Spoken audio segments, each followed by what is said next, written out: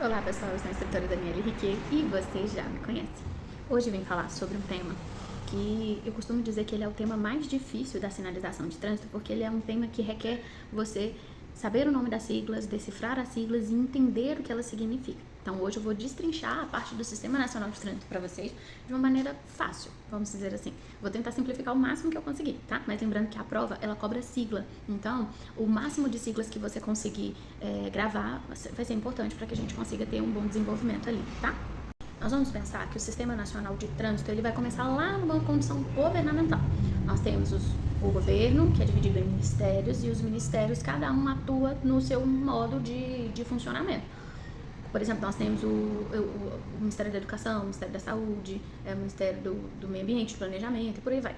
E aí, nós chegamos no Ministério do Transporte, que hoje ele é o órgão que representa e que cuida dessa logística não só a sinalização de trânsito, mas do funcionamento do trânsito. Então, o trânsito ele é cuidado pelo Ministério do Transporte, ok?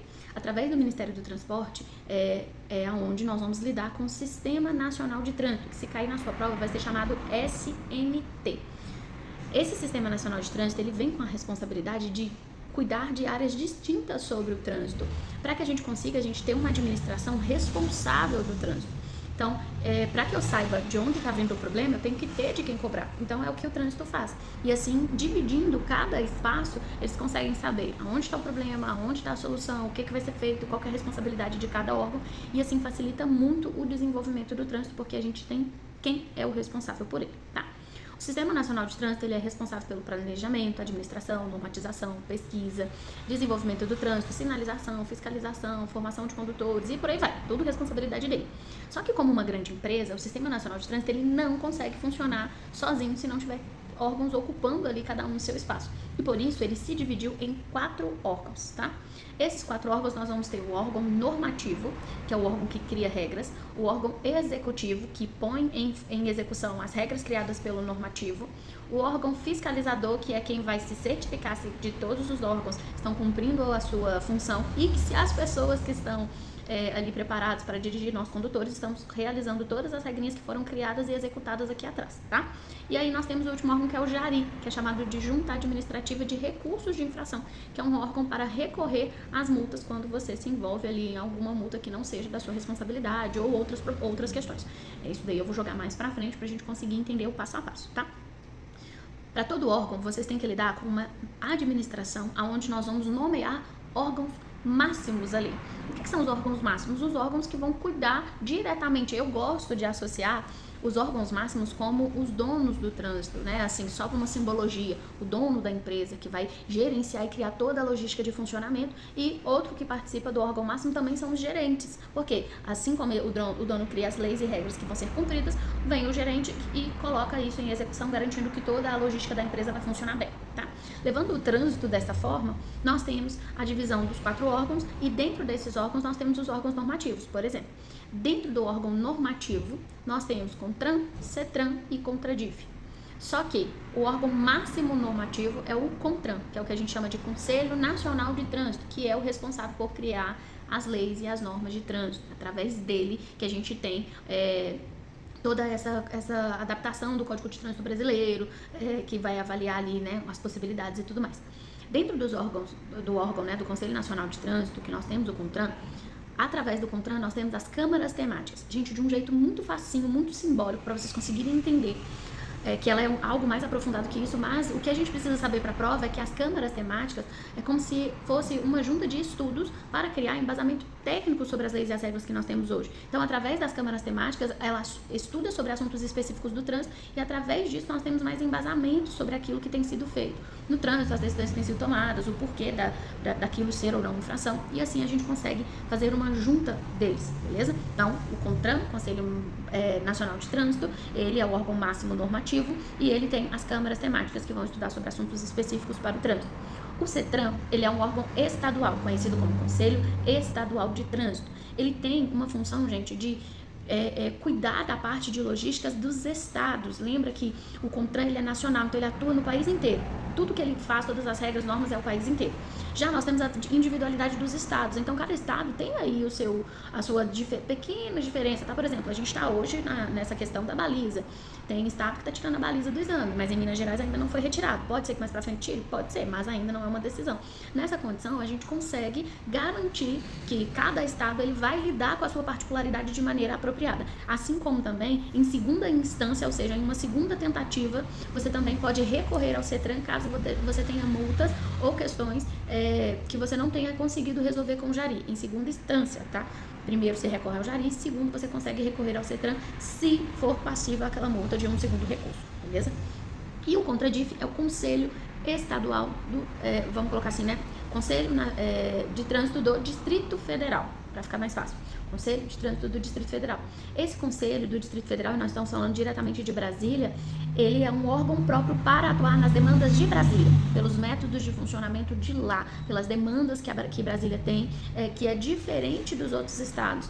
E aí o Distrito Federal ele fica com essa responsabilidade de ter um conselho, beleza? Então, para a gente conseguir ornar aqui a ideia.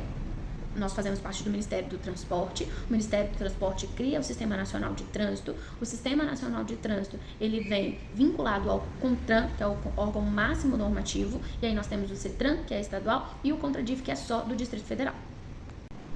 Agora, nós vamos entrar para os órgãos executivos. O que se trata disso? O órgão executivo é quem executa as regras criadas. Ele põe em funcionamento.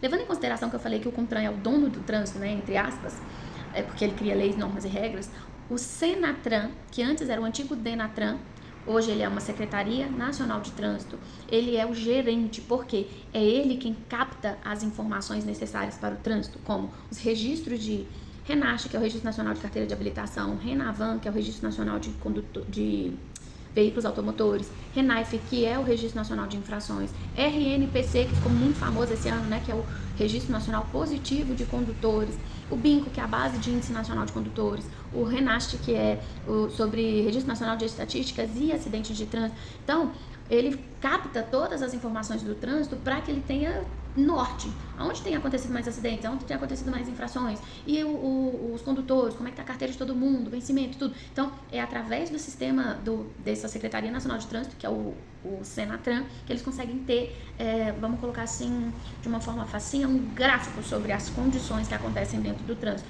Por isso que no final do ano, vocês já viram que passa na TV aquelas questões de infrações, de acidentes que foram cometidas ao longo do ano, eles têm que ter um registro, e esse registro está aí dentro do nosso SENATRAN. Logo em seguida, nós temos o DETRAN. Gente, DETRAN não é órgão máximo. Quem é órgão máximo executivo é o SENATRAN, que é o gerente. O DETRAN, ele atua em uma área muito importante. Eu costumo dizer que ele faz mini tarefas. Só que como ele atua dentro do estado inteiro, ele acaba tendo uma demanda muito grande de trabalho. E aí o DETRAN é o seguinte: obviamente, como vocês já conhecem, responsável por formação de condutores, com o auxílio, obviamente, aí atualmente ainda das autoescolas. Ele também vai ser responsável por vistoriar, emplacar, selar a placa de veículos. Ele vai expedir as habilitações sob delegação do SENATRAN. Então, o SENATRAN envia pra gente a permissão e o DETRAN vai lá e expede a habilitação da pessoa ali, né, que fez a PPD, por exemplo, ou a CNH definitiva. Então, o DETRAN, ele vem com várias responsabilidades: caçar a carteira, licenciar a carteira, liberação de curso de reciclagem, renovação, e vários outros serviços voltados à logística da habilitação do condutor e do veículo. Então, ele vai licenciar veículo, ele vai emplacar veículo e tudo que está envolvido com carteira e veículos é o DETRAN que resolve. Para que o DETRAN consiga cuidar dentro dos municípios, pensa que o DETRAN ele é um órgão estadual, então ele vai cuidar, por exemplo, o nosso de Minas Gerais inteiro. Para que ele consiga ter os carros-chefes ali de atuação dentro de cada município, eles têm, né, um órgão que é chamado de CIRETRAN. Tá? O CIRETRAN é Circunscrição Regional de Trânsito, é onde nós vamos ter pequenos órgãos, pequenos polos, que hoje nós conhecemos muito como o UAI, que é o atendimento intensivo, né, do governamental, e ali eles têm serviços do DETRAN à disposição para você conseguir resolver naquele local. Então o CIRETRAN ele é muito importante porque ele é o carro-chefe. Então, por exemplo, você vai fazer sua prova de legislação, provavelmente você está indo para o CIRETRAN, que é um polozinho do DETRAN ali, que faz esse tipo de serviço sem você precisar se deslocar para ir para a sede do DETRAN, entendeu? Então aí você já faz esse serviço. Prefeitura, gente. Quem recebe verba financeira para cuidar do trânsito, e eu falo no sentido de pavimentação de via, de pintura de pavimento, de sinalização semafórica e tudo mais, quem cuida disso é a prefeitura. Se tiver um buraco lá na sua rua e você for chamar o Detran para resolver, ele vai rir na sua cara, porque não é ele que resolve. Quem resolve isso é a prefeitura, que recebe verba financeira para fazer isso. Dentro disso, nós ainda temos o DENIT e o DER. O DENIT é o Departamento Nacional da Infraestrutura de Transporte. Ele está associado, gente, a cuidar dessa logística do transporte, principalmente em áreas, por exemplo, rodovias, BRs, vias rápidas, que a gente não consegue ter aquela fiscalização tão intensa, ou que não requer um dinheiro financeiro da prefeitura que foi destinado lá para o município para cuidar dessas áreas aonde, vou dar um exemplo básico para vocês. Nós temos a BR-040, ela se inicia lá no Distrito Federal, passa por Minas Gerais e acaba no Rio de Janeiro. Faria sentido a Prefeitura de Contagem se responsabilizar pela BR-040 sozinha? Não faz sentido. Aí nós temos o DER que entra e o DENIT que entra também para atuar em determinadas áreas, tá? O outro órgão é o DER, Departamento das Estradas de Rodagem. E aí esse departamento, gente, ele já trabalha dentro de rodovias estaduais. Então, por exemplo, nós temos o anel rodoviário. Você vai conseguir ir para outro país ou para outro estado diretamente pelo anel? Não. Então, o que você vai fazer? Lá, normalmente, quem cuida dessas áreas é o DER, tá? Ele tem um serviço um pouco mais amplo que isso. Só que se eu for entrar nessa questão mais ampla, vocês vão acabar confundindo. Isso não é a ideia da prova. Não é o que a prova vai te cobrar. Se você tiver interesse em saber sobre a distinção do DER e do DENIT com mais propriedade, você pode procurar aí no Google, ChatGPT se explica bastante sobre isso, mas o importante para a prova é saber a diferença entre um e outro, DENIT e DER, ok? Então, repassando novamente, nós temos o órgão executivo de trânsito, que ele põe em funcionamento as regras criadas, e nós iniciamos com o Senatran, que ele é como se fosse o gerente do trânsito, que é a Secretaria Nacional de Trânsito. E aí nós vamos para o Detran, que é um órgão, Departamento Nacional de Trânsito também. Na verdade, o Detran é estadual, tá? Então, o Senatran é nacional, Detran estadual. Prefeitura, que vai cuidar dentro ali de cada regional de município. E nós temos o DENIT e o DER, cada um atuando em rodovias e estradas ali dentro do âmbito da sua circunscrição, ok? Agora nós chegamos nos nossos fiscalizadores, órgãos fiscalizadores. Esse órgão, ele é responsável por fiscalizar e entender se as pessoas, não só as pessoas, mas os órgãos e todos os funcionamentos estão obedecendo às leis do Código de Trânsito Brasileiro e impostas ali pelo CONTRAN e reformuladas pelo CONTRAN. Então, esses órgãos eles são responsáveis por cuidar dessa área. Polícia Rodoviária Federal vai atuar em rodovias e estradas dentro do âmbito ali também da sua circunscrição de trabalho, mas você não vai ver policial rodoviário federal dando rolezinho dentro do bairro, multando gente dentro do bairro, a não ser, gente, que seja uma coisa muito grave que está acontecendo.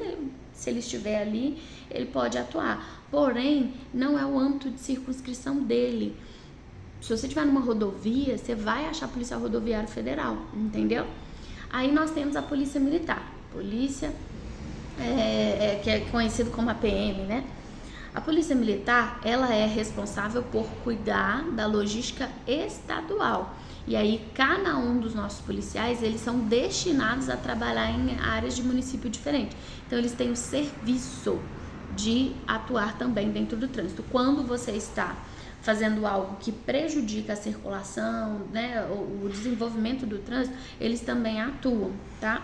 Porém, normalmente, o policial ele tem que ser credenciado para trabalhar para o trânsito também. Então, eles pegam ali um credenciamento e atuam junto com a gente para essa questão da fiscalização do trânsito.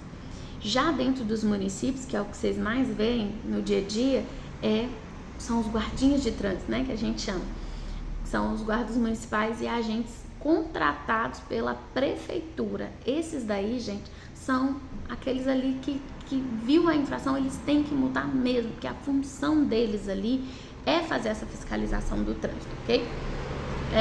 E nós temos hoje os guardas civis municipais que também atuam com a gente dentro do trânsito. Se houver alguma demanda, eles vão multar também, sem problema nenhum. Ah, Dani, mas eles podem multar a qualquer pretexto? Não, eles vão te pegar cometendo a infração e aí eles vão fazer ali o que precisa ser feito. Vão montar operações de trânsito também, blitz, né, que é o que a gente chama das blitz. Aquelas operações de lei seca também é muito comum a gente ver, mas todos os órgãos aí, eles fazem parte de órgãos que cuidam dessa condição da sinalização, da fiscalização de trânsito ali. Embora nós também temos as fiscalizações eletrônicas, que são os radares, né? Essa fiscalização eletrônica, ela consegue captar muitas infrações através da imagem e também captar essa questão do excesso de velocidade e tudo mais. Chegamos no último órgão recursal, que é o órgão que vai nos dar direito a recorrer a infrações, multa, quando há possibilidade. A gente chama esse órgão de JARI, Junta Administrativa de Recursos de Infração. Essa junta administrativa, gente, eu gosto de associá-la também de um jeito ilustrativo, simbólico, como se eles fossem advogados do trânsito. É como se eles pudessem recorrer ali à multa quando tem alguma questão que está errada. Por exemplo, prestei meu carro para um amigo e aí meu amigo tomou a multa no meu carro. É responsabilidade minha aquela multa? Não. Então, eu tenho que recorrer ao Detran para explicar para ele, através de um prontuário, que quem foi o responsável pela infração foi meu amigo, não fui eu. Então, quem tem que receber as pontuações é meu amigo. Só que o valor financeiro, gente, a multa continua na minha placa, continua validando para o meu veículo. Meu amigo tem que me pagar a multa, mas o valor de dívida fica no meu nome. O que passa é a pontuação, tá? Assim como pode acontecer abuso de autoridade de trânsito, sei lá, né? Eventuais abusos que possam ocorrer ali, a multa ficou muito além do que você imaginou. Ocorrer também a duplicação de multas no sistema e vários outros fatores. Então, toda multa que você achar que ela é passível de um recurso e que há essa necessidade, você vai procurar o órgão, né, do JARI para que vocês consigam validar esse recurso. Só que tem prazo, tá?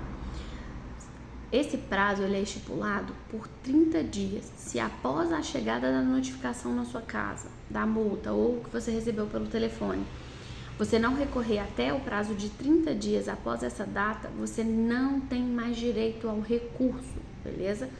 Outra situação, o JARI, ele vai ter cerca de 30 dias para te responder o recurso, para saber se foi autorizado, se não foi, se vai aceitar ou não, se a transferência de ponto vai ser feita ou não.